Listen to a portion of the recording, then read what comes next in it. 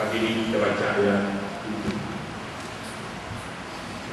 A'udzubillahi minasyaitonir rajim. Bismillahirrahmanirrahim. Wadhkuru ni'matallahi 'alaikum wa mitsaqahu alladzi wathaqakum bihi id qultum sami'na wa ata'na wattaqullaha innallaha 'alimun bidzatiz sudur. Shadaqallahul 'azim.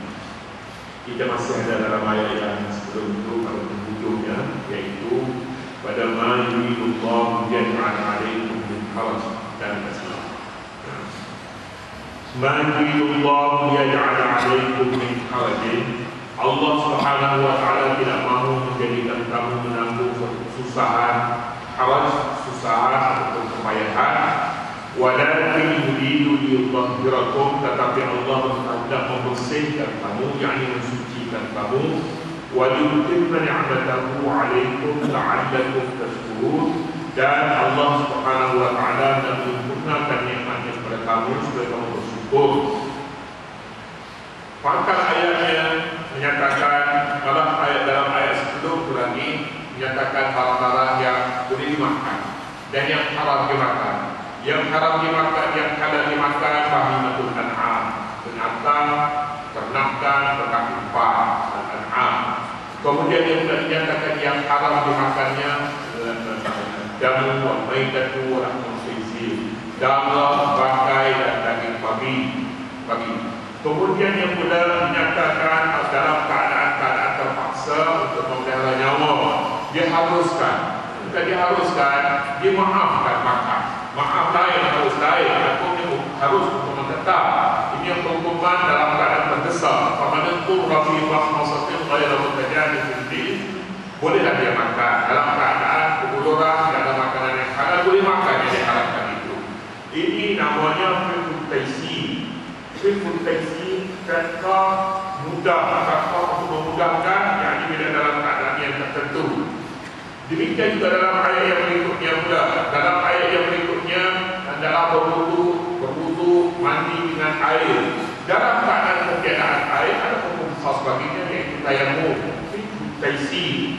Kemudian bagi menutup ayat yang menyatakan dalam keadaan darurat itu boleh makan malam-malam yang sebelumnya diharamkan, boleh menggunakan debu tanah dalam keadaan ketiadaan air. Ayat menyatakan ma yuridullahu yaj'al 'alaikum. Allah tidak mahukan kamu menjadi payah hidup dalam Islam ini. Kita ada perkara-perkara yang perlu kita mengambil jalan keluar supaya kita tidak kekal dengan kesulitan itu. Ada perkara yang 5 perkara yang wajib kita pertahankan. Kita pertahankan nyawa, kita pertahankan agama, mesti dipertahankan. Harta yang halal wajib kita pertahankan. Maruah mesti dipertahankan. Ini perkara yang sokong ini, jika dalam suatu keadaan sudah terpaksa, kita boleh cari jalan-jalan yang lebih mudah untuk mempertahankan nyawa, harta benda, akal, harta baik. Sebenarnya banyak perkara dalam semua buku Islam ini ada namanya fiqhul taysir, ada jalan mudah. Sekalipun kita rasa kita tidak ada dalam mazhab ini, boleh diambil dalam mana-mana mazhab pun. Yang terakhir ini amalan haji,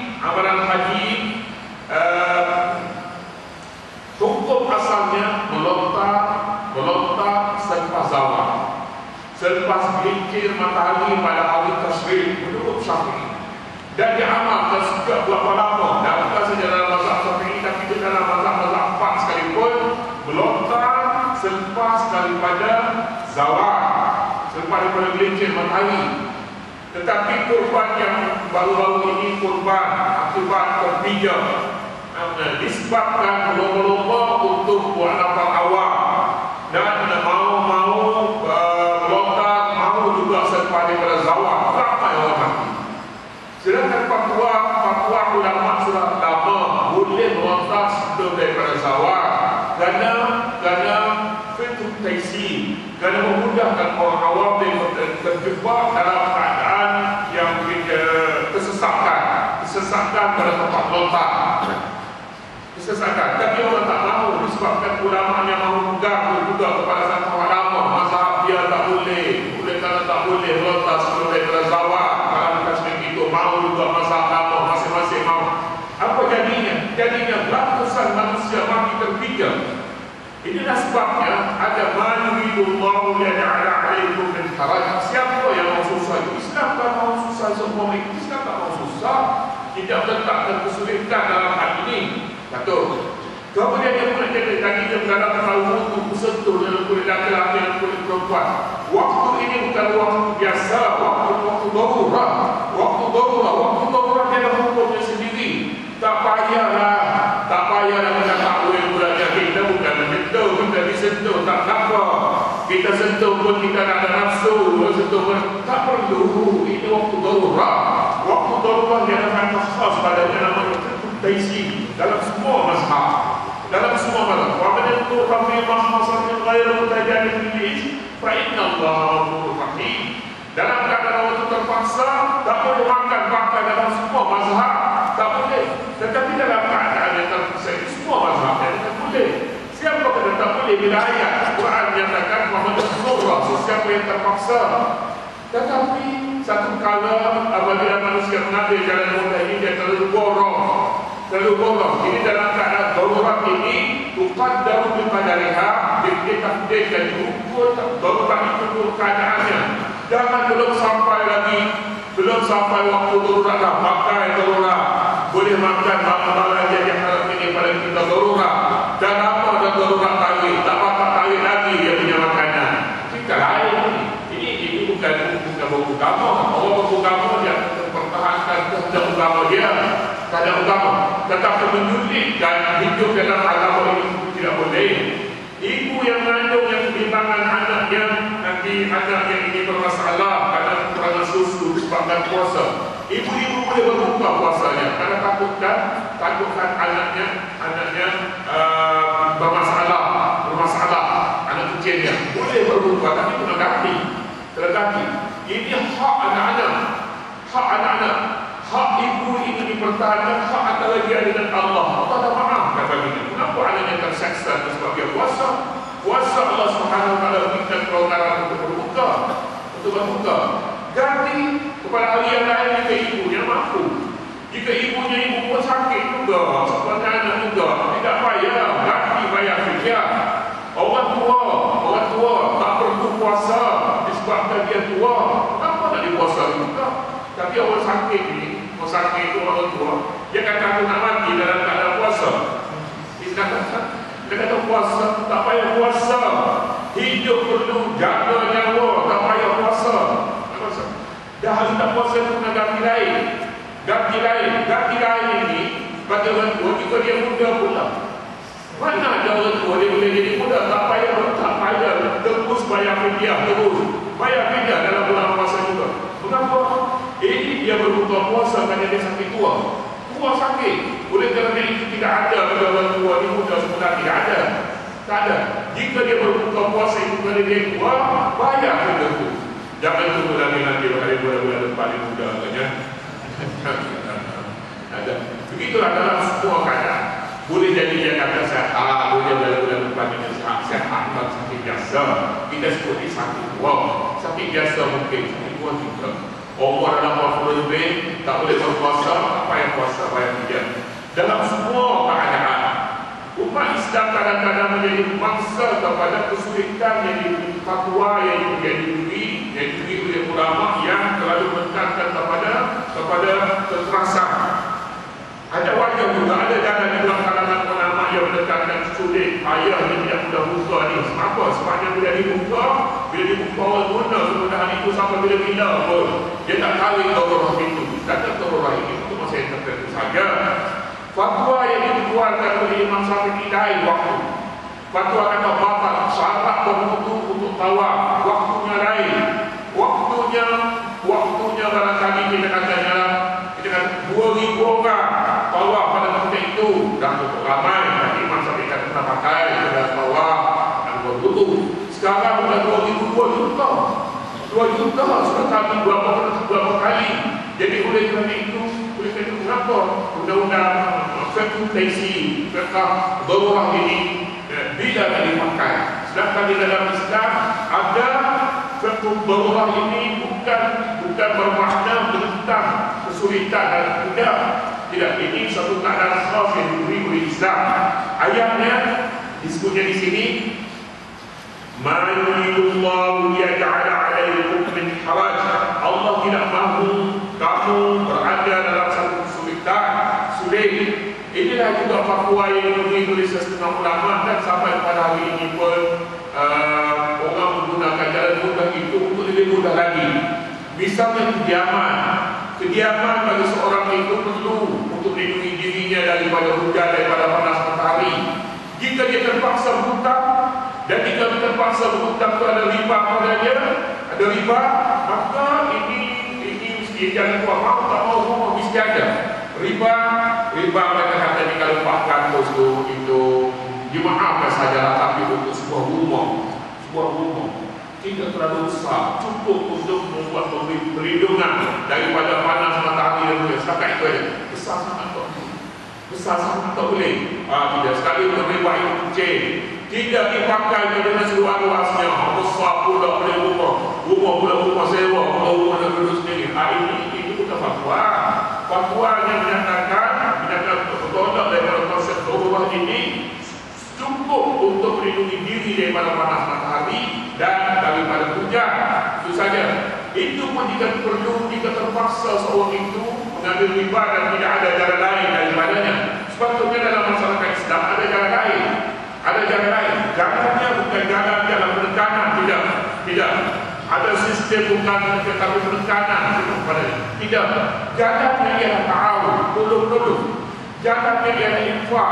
Jalannya ialah orang kaya bantu orang miskin. Itu jalan pilihan yang diberi Islam. Jangan pula ada sistem lain tidak ada riba tapi bayar mahal juga. Saya juga tidak ada jalan itu. Kita naknya jalan hidup dalam masyarakat Islam, infak, tolong. Ini jalan pilihan yang diberi oleh Islam sebagai ganti pada riba. Katanya di sini, walakin yuridu liyutahhirakum. Kenapa dipergunakan di sini? Yuridu liyutahhirakum, disuruh supaya kamu jadi suci. Supaya kamu jadi suci. Suci di suci hati. Seorang yang bertayamum ganti daripada air rasa tak suci juga. Dia pergi mana-mana dia guna air. Kami fikir sana satu kali dia guna tetap istinja. Rasa tak suci lah dia semayang, rasa tak jadi lah dia pada kali itu. Tidak, itu pun sudah cuci. Mengapa Allah Subhanahu Wa Taala beri pilihan tayamum, beri pilihan jalan-jalan lain supaya hati kamu ini rasa suci lah. Jawab kepada hati yang rasa tak sedap, suci. Setengah orang yang dalam sampai tak mahu dia guna kemudahan yang Tuhan beri, mahu semayang tak mahu juga, khasar tak mahu, jamak tak mahu semayang tak mahu juga, yang boleh luar kampung mahu pakai juga. Mengapa hati yang tak sedap? Masa buat campur pulaknya, dia hati kita ni rasa tak sedap. Wah, agaklah ini masalah betul. Was-was hati pada kita ini kadang-kadang dimain oleh syaitan. Syaitan kata tak boleh. Kita betul tak boleh. Apabila kita tidak gunakan darurah pada kita semayang, kita musafir, maka tidak ada waktu untuk kita gunakan. Apabila semayang tamam juga dalam masa musafir, maka ada waktunya untuk kita nak semayang pasar. Oleh yang demikian, bagi Imam Ali rahmatullah menyatakan, jangan untuk mengamalkan Islam ini gunakan kemudahan yang diberi Islam pada waktunya, pasar pada waktunya. Wajib tidak kata mana lebih baik, mana lebih afdal, ada semayang tamam atau semayang pasar dalam safir. Pasar lebih afdal. Sebab apa? Sebab waktunya amat terbatas. Bila balik ke rumah dah habis dah pasar, tidak ada lagi. Afdal, pahalanya lebih besar. Berbuka di dalam safir, berbuka puasa, mana yang lebih afdal? Dalam setengah kadang berbuka lebih afdal. Kita bersuka berbuka, tapi ingat pula berbuka lebih afdal dari mereka yang sudah bayar hutang. Bagi yang lihat bayar hutang, puasalah dalam safir pun. Yang lihat bayar hutang, dia tak boleh beri kepada dia. Bila dia beri sedikit, beri bertindak bawah dia tak boleh. Puasa juga. Jadi kita tahu dia senang diri kita. Kita senang dah bayar hutang. Senang, hutang. Tapi bayar hutang, jangan hutang. Begitu ada, dan keadaan ini ada Islam sebenarnya. Walakin bersihkan kamu, bersihkan hati kamu dan bersihkan luar. Kadang-kadang luar ini hati tak bersih, tapi hati kita tak bersih lagi. Yuridu liyutahhirakum wa liyutimma ni'matahu 'alaikum la'allakum tashkurun, dan supaya Allah menyempurnakan nikmatnya atas kamu supaya kamu bersyukur. Hidup di dalam Islam ini sebenarnya nikmat. Hidup kita salat 5 waktu, puasa bulan Ramadan, haji, dan kita mengamalkan amalan-amalan Islam pada waktunya, satu nikmat bagi kita. Satu nikmat. Jadi orang Islam yang terikat dengan waktu, satu nikmat. Orang yang tidak mempunyai kewajipan yang terikat dengan waktu, satu waktu sembahyang, waktu puasa dan sebagainya, mereka tidak ada nikmat ini. Kacau bilau dalam hidup mereka kerana tidak ada waktu. Tak ada beza dia ada pukul 6 pagi dengan pukul 6 petang dengan pukul 12 pagi. Dan orang Islam dia ada bezanya. Pukul 6 pagi waktu sembahyang, pukul 6 sembahyang, itu satu nikmat yang telah beri. Nikmat. Jadi untuk menyempurnakan nikmat ini, kamu hendaklah sembahyang pada waktunya. Kalau kita tidak ada wudu, tidak ada air macam mana ni, boleh bertayamum. Mengapa tayamum diberi? Liyutimma ni'matahu 'alaikum, bagi menyempurnakan nikmat Allah pada kamu. Jadi dengan nikmat ini sepatutnya nikmat mana? Nikmat balik kepada makanan tadi dia haruskan pada waktu, pada waktu terpaksa, dia halal, dia maafkan darah, bangkai dan sebagainya dimaafkan. Kemudian dia haruskan bertayamum dengan debu tanah. Daripada air pergi ke debu cukup jauh sebenarnya, tapi kita pergi daripada air pergi kepada air yang susah juga sama. Kepada di mana seorang itu berada pun dia akan boleh debu ataupun sahih, sebenarnya bukan debu, sahih di mana-mana pun dia berada. Tolak daripada perkara yang tak boleh didapati, air kepada yang boleh didapati di mana-mana pun. Ini juga satu nikmat. Nikmat ini sepatutnya diterima oleh Tuhan. Alhamdulillah hidup di dalam Islam ini sebenarnya tidak mati dengan sebab Islam. Hidup di dalam Islam tidak sulit di mana pun kita berada, tidak ada jalan keluar. Kita jalan yang pertama itu sulit untuk dilakukannya. Wa liyutimma ni'matahu 'alaikum, dan supaya Allah menyempurnakan nikmatnya kepada kamu, la'allakum tashkurun, supaya kamu terima untuk itu bersyukur. Jadi bagi mereka yang bersyukur kepada Allah Subhanahu wa taala dalam hukum-hukum yang seumpama ini, maka hidupnya adalah hidup mengamalkan budaya Islam seolah-olah. Sebab hidup di dalam Islam ini kita tidak boleh hidup berasingan. Hidup mesti berkait dengan pihak lain.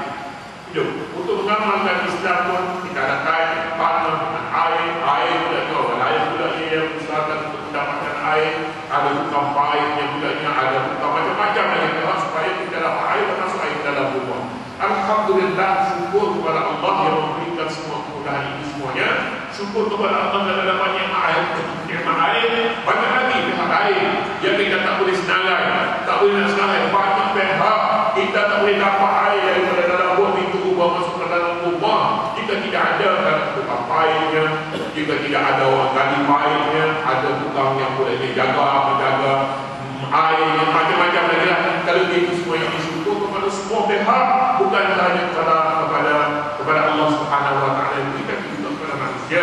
Barang siapa yang tidak bersyukur kepada manusia, hendaknya dia tidak bersyukur kepada Allah Subhanahu wa taala. Itulah ayat ini penutup yang baik apabila menyatakan nikmat-nikmat yang diberi kepada kita. Ayat ini ditutup dengan syukuran, seolah-olahnya nikmat yang diberi tidak sempurna jika tidak ditutup dengan syukur. Alhamdulillah. Seterusnya mengukur nikmat Allah yang ada itu. Alhamdulillah.